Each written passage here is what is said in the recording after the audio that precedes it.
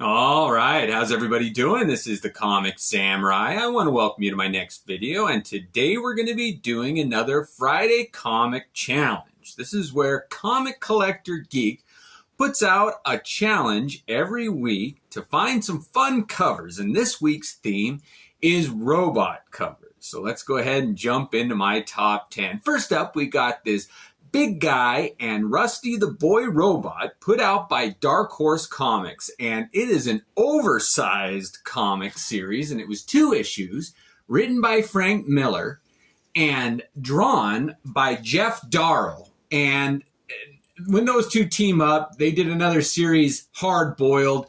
They're just always fun. And Big Guy is a huge robot, and it's just some fun covers here. So let's go ahead and move it on. Next up, we got a small press comic called Arcade, and this is issue number 4, and it features kind of a robot Santa Claus tank hybrid, and it's just kind of a fun robot cover fighting a snowman, and it's done by R. Crumb, so it's kind of an interesting one.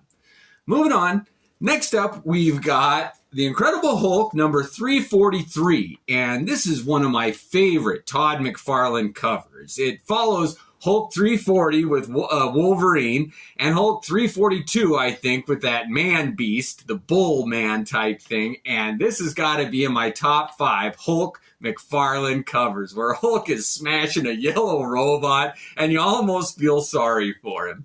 Next up, you got Classic X-Men number 30, and I've shown this one before, but this is in my top 3 covers of all time.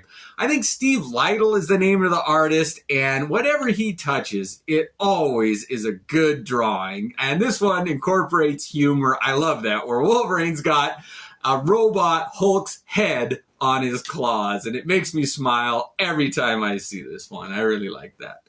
Moving on, I always try to feature the ones that I think of first, and this is one that came right to mind.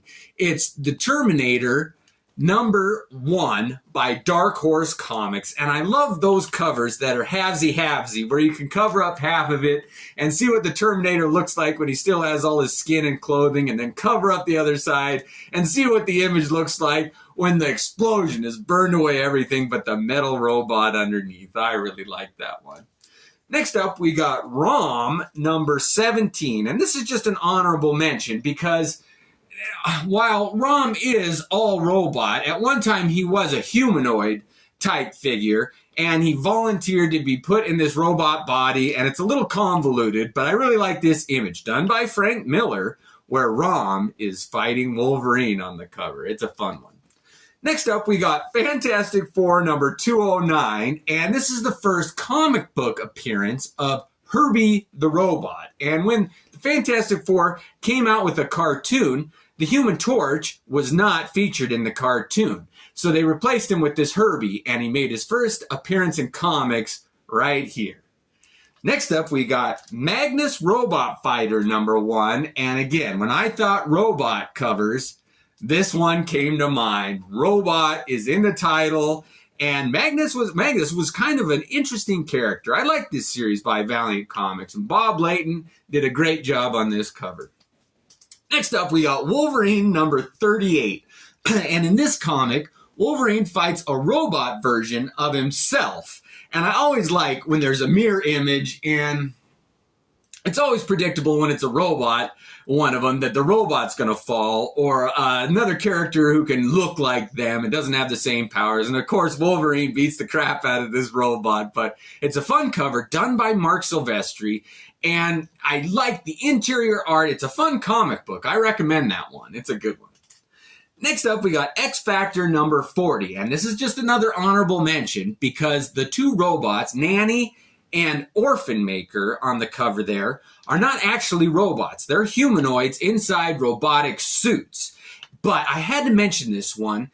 It was one of the ones that came to mind when I thought robot covers, and the art on this one is done by Rob Liefeld, and that Al Milgrom inks him, and he almost ruins that early Rob Liefeld art. I'm not a fan of Milgrom, but Rob Liefeld shines through in this one, and I recommend it. It's a great story, great art, early Liefeld stuff, and it is an underrated gem. I really dig this. X Factor number 40. Next up, we got Red Tornado #1. And when I thought of robotic heroes, he came to mind. I really like this character. His history is a little complex and a little muddy, but he is a robot that has humanistic characteristics. But I always liked this character. I thought they should have used him more. He's a fun one. Next up, we got Sam Slade, Robo Hunter #6. And this has got a cover by Steve Dillon. And there's two stories in it. The first one is written by Alan Moore, and it's a good story about robots and a pyromaniac and love lost, and it's got a lot of Alan Moore tropes in it, but it's a fun one. But there's a couple of robots on this cover, and if you can find this one, it really is a hidden gem. It's a fun one. I mean, Alan Moore, Steve Dillon, what more do you have to say? Robots, pyromaniacs, it's got it all. All right, finally, we've got the Uncanny X-Men #142, and this is the second part of that Days of Future Past that started in X-Men 141, but I like this one better. It's not a John Byrne cover, and that surprised me. It's Steve Austin. Yeah, I think Steve. Anyway, it's got a beautiful cover, and it shows a Sentinel, a giant robot, frying Wolverine, and Wolverine does die in this comic book. A future version, a possible version of Wolverine gets all of his organic tissue scorched off by a Sentinel.